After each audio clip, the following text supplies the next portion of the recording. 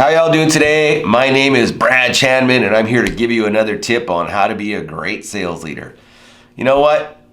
Number one, relationships are messy, let's be honest, and people are messy, and there's always things that happen. And my recommendation is, you know what? If you leave things long enough, they just work themselves out. So let's pretend, you got a couple of team members who are, at each other's throats for something. Maybe somebody took someone else's account.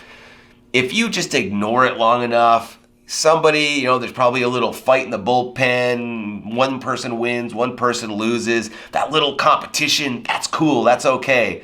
And, if somebody has a problem, and they send you an email and you're supposed to solve it for them, if you just leave it long enough, they'll probably either forget it, ignore it, or they'll just quit. And then you don't have to deal with it, right? Life just becomes so much easier if you don't have to deal with relationships and people and their petty problems together. Just let it be.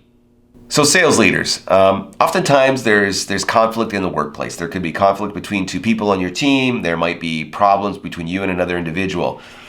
And typically, I know we don't want to be therapists, but if you ignore those difficult conversations, what's going to happen is they're going to compound. And typically people start to look to leave because they'll find the environment stressful. They'll find it a difficult place to work, and they're just going to be unhappy, so they're going to be demotivated. I encourage you to sit down with people before it becomes a major problem and talk about what the issues are. And you can do that without fighting with people. It's really about being open to their suggestions, their ideas. And we have a concept in Sandler called IR theory, or identity role theory. And we're really talking about the role, not people's identity, and how in the role can we be successful together. Usually that becomes into that what we call that problem-solving state, where we can maybe come to a solution and an outcome that reduces the conflict.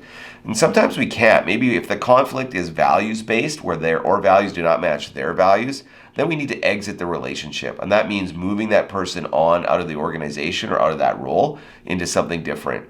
And that alone can be very healthy for the team as well, because then that could take away a lot of that drama feeling of coming to work that other teammates might have. So do not avoid conflict, or if you do, you'll do it at your own peril.